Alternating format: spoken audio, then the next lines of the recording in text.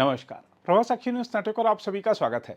भारत और पाकिस्तान के बीच संघर्ष विराम का क्रेडिट अमेरिकी राष्ट्रपति डोनाल्ड ट्रंप की ओर से खुद ले लिए जाने के चलते भारत की राजनीति में बड़ा हंगामा खड़ा हो गया है। विपक्ष सवाल पूछ रहा है कि क्या कश्मीर पर प्रधानमंत्री नरेंद्र मोदी ने अमेरिकी मध्यस्थता स्वीकार कर ली है।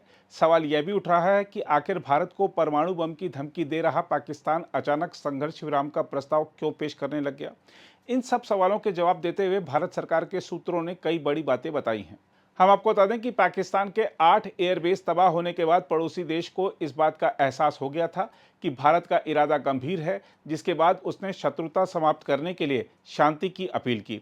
यही नहीं, अमेरिकी विदेश मंत्री मार्को रूबियो ने भी विदेश मंत्री एस जयशंकर को फोन करके कहा था कि पाकिस्तान को भारतीय मिसाइलों से मात खाने के बाद समझ आ गया है और वह शांति चाहता है। देखा जाए तो ये टिप्पणियां अमेरिकी राष्ट्रपति डोनाल्ड ट्रंप के इस दावे को कमजोर करती हैं कि अमेरिकी मध्यस्थता से शांति बहाल हुई है। वैसे भी यह बात सभी को पता है कि अमेरिकी राष्ट्रपति डोनाल्ड ट्रंप अतिशयोक्ति के आदी हैं। सूत्रों ने बताया है कि भारत और पाकिस्तान के सैन्य अभियान महानिदेशकों यानी डीजीएमओ के बीच सहमति बनी थी और इसमें कोई तीसरा पक्ष शामिल नहीं था। भारत द्वारा पाकिस्तानी ठिकानों पर किए गए हमलों के बाद पाकिस्तान ने शत्रुता समाप्त करने की अपील की थी और पड़ोसी देश के डीजीएमओ ने अपने भारतीय समकक्ष को फोन किया था।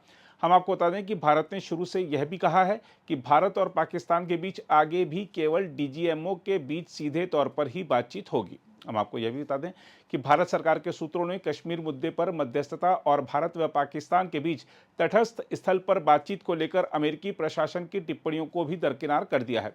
एक सूत्र ने यह भी कहा कि कश्मीर मुद्दे पर इस्लामाबाद के साथ चर्चा करने का सवाल ही नहीं उठता। हाँ, पाकिस्तान के अवैध कब्जे वाले जम्मू कश्मीर के कुछ हिस्सों को वापस करने पर चर्चा की जा सकती है। सूत्र ने इस मुद्दे पर किसी तीसरे पक्ष की भागीदारी को खारिज करते हुए कहा कि चर्चा करने के लिए कुछ नहीं है। पाकिस्तान को अवैध रूप से कब्जाए गए क्षेत्र को सौंपना होगा और वे इसे सीधे कर सकते हैं। हमें बीच में किसी की जरूरत नहीं है। बहरहाल, आइए देखते हैं अमेरिकी राष्ट्रपति ट्रंप के बयान पर क्या कह रहे हैं रक्षा विशेषज्ञ ध्रुव कटोच। देखिए, जहां तक प्रेसिडेंट ट्रंप ने कहा कि मिलियंस ऑफ पीपल मर सकते थे, वो न्यूक्लियर लड़ाई या न्यूक्लियर वॉर का जिक्र कर रहे थे। लेकिन ये तो युद्ध न्यूक्लियर वॉर की तरफ से जा नहीं रहा था। तो ये मैं समझता हूँ इसमें कोई दम नहीं है जो प्रेसिडेंट ट्रंप ने कहा। ये तो नॉर्मल कन्वेंशनल लड़ाई थी और किसी भी हालत में अगर ये युद्ध पर भी चली जाती तो न्यूक्लियर वॉर पर नहीं जाती।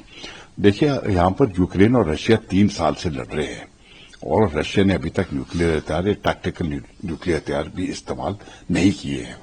तो ये तो जहां तक प्रेसिडेंट ट्रंप की बात है, ये मैं समझता हूं उनका स्टेटमेंट जो है ये जहां तक भारत और पाकिस्तान का ये जो कॉन्फ्लिक्ट हुआ है, इस विषय में वैसे उन्होंने जिक्र किया, लेकिन मैं समझता हूं ये स्टेटमेंट सही नहीं है।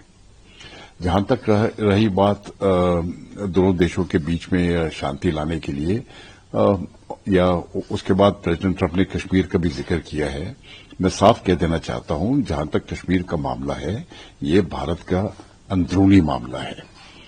अगर कोई भी डीलिंग इसके साथ होगी, ये बायलैटरल इश्यू होगी। प्रेसिडेंट ट्रंप, यूनाइटेड स्टेट्स, चीन, रूस या कोई भी बाहर का देश इसके बीच में नहीं आएगा। यहां पर ये सिर्फ 1-to-1 डीलिंग होगी भारत और पाकिस्तान के बीच में। और कश्मीर का सिर्फ एक ही मुद्दा है और वो मुद्दा है कि पाकिस्तान ऑक्युपाइड जम्मू एंड कश्मीर, जिसके 2 हिस्से हैं, गिलगित बाल्टिस्तान और मीरपुर मुजफ्फराबाद, ये पाकिस्तान कब और कितनी जल्दी भारत को वापस दे, इसके अलावा और कोई कश्मीर का मुद्दा नहीं है। अगर आप भी लेना चाहते हैं देश दुनिया की तमाम जानकारी तो आज ही सब्सक्राइब करें हमारे चैनल को। साथ ही नीचे दिए बेल आइकन को जरूर दबाएं ताकि हर अपडेट आप तक पहुंच सके।